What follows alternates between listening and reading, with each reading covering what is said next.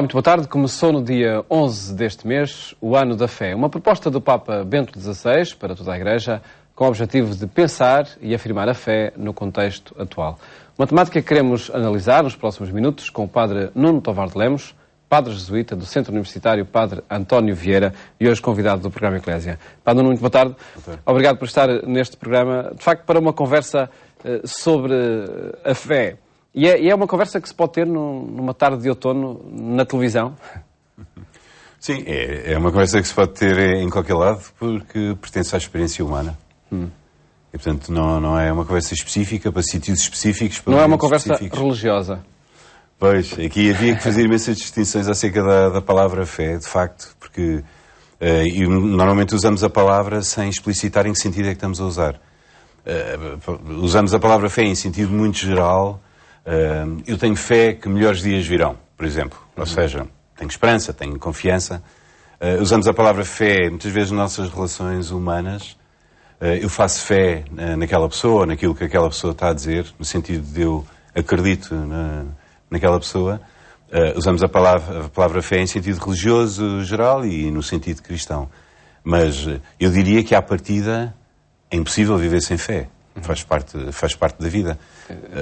Faz parte da pessoa, da identidade da pessoa humana. Tem que acreditar em algo para conseguir viver. Sim, uma pessoa que diga eu só acredito no que vejo, não pode sair de casa. Ou seja, porquê? Porque passamos a vida a fazer atos de fé. Eu entro no autocarro, faço um ato de fé que aquele motorista não é suicida e que não nos vai levar contra uma parede ou atirar da ponta abaixo.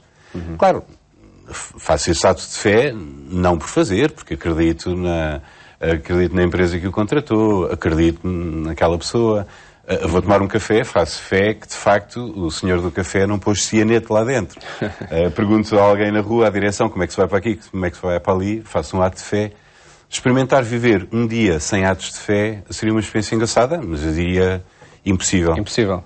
Eu estou a falar da fé no sentido geral, não estou a falar no sentido especificamente religioso, claro. Claro, e já lá chegaremos. Mas mesmo nesse sentido geral, quando não existe, ou quando existe pouco essa dimensão de fé, a pessoa como é que viverá? De facto, de forma impossível ou gerando uma autoconfiança exagerada de si própria? Está a falar da fé em que sentido? Da fé no sentido genérico. Lá está, não ter fé que o motorista não vá tirar o autocarro da ponta abaixo. Claro. Claro, e muitas vezes acontece que ficamos magoados e ficamos com imensa dificuldade em acreditar. Em geral, ficamos desconfiados. Muitas vezes porque pusemos um excesso de confiança em alguém ou pusemos confiança em alguém sem ser excesso e a pessoa defraudou-nos, magoou-nos e em algumas fases da vida ficamos um bocadinho à defesa e é muito complicado viver assim, viver sempre na suspeita. Viver sempre na suspeita. Eu diria que a estrutura de fé faz parte da estrutura da nossa vida humana com um mínimo de qualidade. E essa é a base de todas as nossas relações. Já nem sequer estou a falar das relações íntimas de amor. Então isso é flagrante. Mas eu diria todas as nossas relações do dia-a-dia. E como incluir essas situações em que, de facto, aquele ato de fé que eu coloquei numa situação, numa pessoa, me saiu ao contrário? Pois, claro que é difícil. Muitas vezes temos que rever um bocadinho os nossos critérios de tomada de decisão se vou confiar ou se não vou confiar. Ou seja, o ato de fé de uma pessoa adulta é um ato sensato. Eu meço em quem confio. Provavelmente não vou confiar a minha carteira a uma pessoa qualquer. Leio sinais, interpreto sinais, se esta pessoa é digna de confiança para este ato de fé que eu vou fazer nela ou não. E muitas vezes o ficar defraudado obriga-me a rever um bocadinho o meu processo de decisão, a minha leitura dos sinais. Isso pode ser muito importante na vida. Desde que eu não passe o resto da vida à defesa, porque isso é que seria terrível. Acha que a situação presente do contexto social e económico, de crise, pode gerar uma crescente... enfim, pode fazer com que, de facto, a minha fé na situação, nas pessoas, em quem nos governa, vá sendo cada vez menor? Sim, eu creio que estamos a passar por uma fase... Sim, sim. Em Portugal e na cultura ocidental, de uma maneira geral, que aliás, como diz o Papa, há uma crise de fé, não necessariamente só no sentido religioso. Em geral, temos dificuldade em acreditar que o amanhã vai ser melhor, temos dificuldade às vezes em acreditar uns dos outros. Isso é meio caminho para que o amanhã não seja melhor? Parece-me que sim. Porque se não acredito, não invisto. Se não invisto, não tenho frutos. Ora está, uma primeira certeza então que é fundamental termos fé no outro, naquele que está connosco. Aliás, eu também tinha fé que o Padre Nuno Tavares de Lemos desse um grande contributo aqui neste programa. E que eu aparecesse aqui à hora que combinamos. Exatamente. Passemos então à fé nessa outra dimensão, a dimensão religiosa. O que é que tem de específico? Bem, tem de específico a relação com alguém que não se vê. Ou seja, vai problematizar ainda mais esta temática da fé, então? Sim, e dar-lhe o sentido mais fundo e mais bonito também. Dar-lhe o sentido mais fundo e mais bonito. Basicamente, eu diria que, em sentido religioso e concretamente em sentido cristão, a fé é repetir em mim e na minha vida a experiência que fizeram os apóstolos há 2000 anos atrás. A experiência de seguir Jesus, tentar seguir Jesus e tentar viver à maneira dele. E entra assim aqui numa grande aventura que traz sempre depois cenários novos na nossa vida, que nos leva a crescer e, de facto, nós não controlamos completamente. Só na medida em que temos capacidade de arriscar e começar a dar passos, só vamos vendo que bom que é e como as coisas aos poucos se vão encaixando dentro de nós, no nosso coração, nas nossas relações à nossa volta. Mas eu diria que é um desafio enorme, porque se é difícil confiar numa outra pessoa que me aparece na rua, confiar em alguém que eu não vejo, por mais que eu interiormente tenha sede de Deus e tenha sede de sentido, de um sentido último para a vida, mas este passo pode ser muito difícil, sobretudo para pessoas que não tiveram educação religiosa, que não tiveram nada. O ser difícil implica que seja complicado ou, pelo contrário, e permita que está aqui esta conversa, este livro, O Príncipe e a Lavadeira, que tem um subtítulo, que é do Padre Nuno Tavares de Lemos, e que tem um subtítulo Redescobrir a fé cristã, histórias simples para falar de Deus e de nós. É na simplicidade que se pode fazer esta experiência de fé? Sim, bem, Deus e a fé são extraordinariamente simples, mas nós somos extraordinariamente complicados. E, portanto, o processo de simplificação pode ser complicado. E o processo de simplificação é um processo de descida ao essencial. Temos tantas coisas tão importantes na vida, de descoberta ao essencial e descida ao essencial. Esse processo não é, muitas vezes, não é linear. É tanto mais fácil quanto mais eu me meto nesta aventura, sim. Mas depois, no fundo, é tudo tão simples e nós ouvimos as palavras de Jesus, tudo uma simplicidade. E começamos a viver dessa maneira, vemos uma Madre Teresa de Calcutá, que simples, não é? Não era simplória, era simples. Madre Teresa, Jesus e os grandes santos. A página santa deste livro, o Padre Nuno Tavares de Lemos escreve que a fé só pode ser bem pensada depois de experimentada. Aliás, ainda há pouco referiu essa experiência das primeiras comunidades cristãs, não é? Mais do que um exercício intelectual, é uma experiência que está aqui em causa. Claro. Bem, duas coisas. É uma experiência e só se percebe depois de eu começar a fazê-la. Isso é uma dificuldade para muita gente que quer ter todas as seguranças antes de dar algum passo. E essa lógica funciona bem em muitas áreas da vida. Por exemplo, quando vou fazer um seguro, não vou assinar nenhum contrato de seguro sem saber exatamente tudo aquilo que vai acontecer e que pode acontecer se assinar aquele contrato. Mas depois, nas áreas cruciais da vida, normalmente são coisas que eu só percebo na medida em que faço. O que é muito difícil. Veja o amor, por exemplo. Imagina uma pessoa que, estou a dizer o amor, rapaz-rapariga ou homem-mulher, uma pessoa que nunca teve a experiência de amar e de ser amado. Que ridículos que são dois namorados num banco de jardim. E as coisinhas que fazem um ao outro, e as coisas que dizem um ao outro. A pessoa não percebe, e brinca, e goza. Não é? E provavelmente todos passamos por isso. E depois, de repente, quando uma pessoa já fez a experiência, percebe tudo de uma maneira completamente diferente. Dizia, não sei se era o Chesterton, um autor inglês, dizia, a propósito da Igreja, uma coisa que eu creio que se pode dizer também a propósito da fé, é como uma rosácea num vitral gótico, numa catedral. A rosácea e o vitral tanto se vê de dentro como de fora, mas só se percebe de dentro, com a luz do sol a passar através. De fora, vemos de facto aqueles vidros, mas não se percebe. E isto acontece com muitas coisas na vida, acontece com o amor e acontece também com a fé.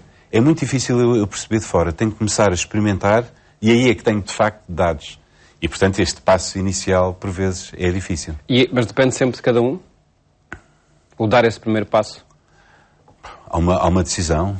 Há uma decisão de começar a arriscar ou não começar a arriscar. Na fé, no amor. Não depende só de cada um, mas depende também de cada um. Se eu não quiser, não há nada. Depois o percurso é sempre diferente, de pessoa para pessoa, de crente para crente. Sim, engraçado. Engraçado porque todos, no fundo, fazemos a mesma experiência de relação com Jesus Cristo e dos novos horizontes que isso abre na vida de cada um de nós, mas depois cada um de nós vive a fé de uma maneira muito própria, embora em comunidade de uma maneira muito própria. Podemos nós dois ter um amigo comum, mas cada um de nós tem uma forma especial e uma amizade única. E com a fé, creio que é parecido. Com a fé, trata-se de cultivar essa amizade com Deus, com o tal invisível? Sim. E é nessa relação que se deve entender-se? Sim. Creio que a fé, no sentido cristão, se entende como aceitar a experiência que fizeram os apóstolos por convite de Jesus. E esta experiência tem muitos elementos diferentes. Um deles é esse elemento que está a dizer de uma relação pessoal com Deus. Disse Jesus, entra no teu quarto, fecha a porta e fala com o teu pai que te escuta no segredo. E há aqui um segredo entre nós e Deus de uma relação pessoal com alguém que não vemos. Mas isso não é o único elemento da fé. A fé tem também um elemento comunitário. Jesus quis que fosse assim. Podia ter dito que seria de outra maneira, o que seria estranho, porque tudo na nossa vida é comunitário. Mas, portanto, eu, ao fazer a experiência da fé, não faço só a experiência de uma relação pessoal no cantinho do meu quarto com Deus. Isso, e creio que isso sobretudo, mas depois faço sempre a experiência de uma partilha em comunidade.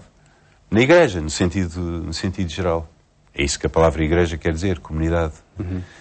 Faço também a experiência, a partir da fé, de entrar no mundo, nas minhas relações, de uma outra maneira completamente diferente, com outra perspectiva, deixando-me guiar pelo Mestre, aos poucos.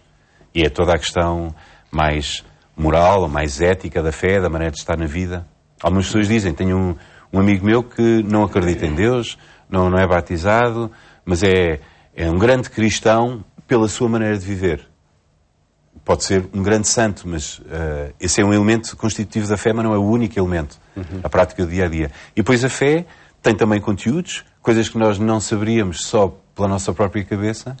Ficamos a saber porque Jesus disse e a comunidade cristã e a Igreja nos transmitiu aquilo que podemos chamar a doutrina. Que é o quê? É um meio? O credo. É um meio, a doutrina, para algo, enfim, para uma atitude diferente a ter na vida? A doutrina é a parte racional da nossa fé, a parte dos conteúdos. Algumas pessoas acham que ter fé é acreditar em determinadas verdades. Eu diria também, mas isso é uma quarta parte da experiência da fé. Destes quatro elementos que eu mencionei. Quem tem fé, quem vive a dimensão de fé, a fé cristã, tem alguma forma diferente de olhar a vida, de encarar problemas, de assumir dificuldades? Bem, a mim parece-me que cada pessoa é uma pessoa e cada pessoa é única. Mas sim, em alguns aspectos eu acho que são denominadores comuns. A questão da esperança, ou seja, aconteça o que acontecer, por mais crises que haja no meu país ou no meu coração, a certeza de que o melhor ainda está para vir. É um elemento muito importante. Tem a ver também com a visão da vida que nós temos, porque Jesus disse que era assim, de que aqui na Terra a nossa vida é apenas um estágio para aprender a amar, no fundo, amar a Deus sobre todas as coisas, amar o próximo como a mim próprio, para depois podermos livremente viver só do amor no céu. Eu creio que isto, logo à partida, dá uma perspectiva diferente sobre a vida e sobre as circunstâncias da vida, diferente de uma pessoa que acha que esta vida são 2 dias, que depois, no fim, quando for o meu funeral, vou para a terra, como vão os coelhos, e essa é a última palavra sobre quem eu sou e sobre a minha história. Não é para eu estar a viver aqui as coisas a pensar no céu, mas as coisas aqui têm uma perspectiva eterna. Eu sei, tudo aquilo que eu aqui semeio, como uma boa amizade, a minha capacidade de amar, são coisas que eu estou a semear para sempre.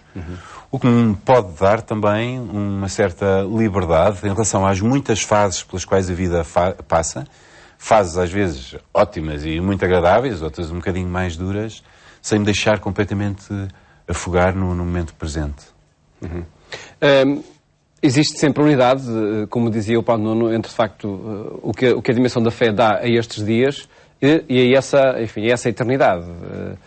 Por vezes vemos algumas pessoas que cultivam uma dimensão de fé e aprofundam para o dia-a-dia, outras que vivem só em função da eternidade. São atitudes, cada uma delas errada, é preciso incluir as duas? Eu creio que sim, eu creio que sim.